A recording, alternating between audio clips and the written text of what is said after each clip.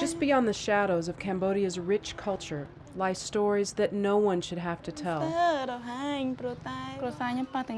I remember when I was young, I used to sleep on the street. Stories of rape, slavery, and lost innocence. When I was 5 years old, I started to work to support my family. You are watching pictures of Phnom Penh's streets because Ka's story is too dangerous to show. We can't show you her face because she's afraid. We can't show you where she lives because others are afraid too. And we can't show you the places where she spent 4.5 years in a personal hell because it would be too dangerous to take our cameras in. My father, he was violent and he drank alcohol and he beat up my mom. Like so many children in Cambodia, Ka's story begins with years of poverty and abuse. And at that time, I was very, very unhappy. And all I could think about was to have my mom get some more money. She left home when she was just 16 and traveled to the Thai border in search of a job. A taxi driver took her to a nearby karaoke club where she found work. So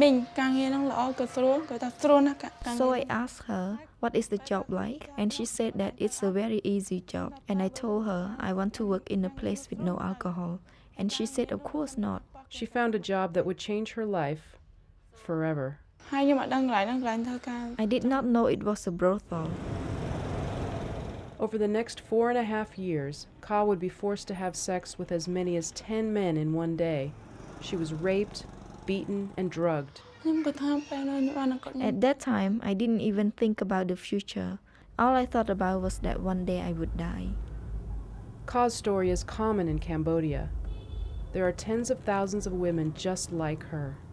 Young girls in search of money to support their families quickly become tangled in a maze of abduction and violence.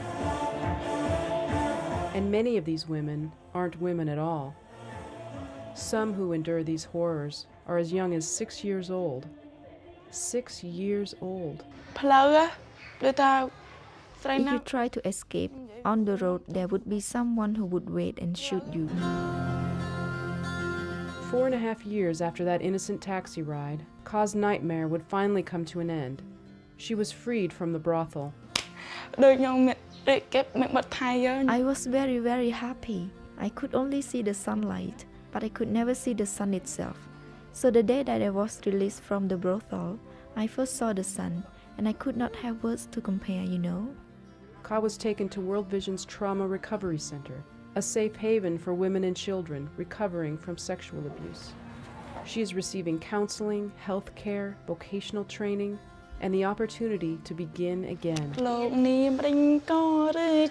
the way, on the day they were freed from the brothel, all the girls sang a song for rain to wash all the dirt away. I can see a brighter day. I can see light coming into my life.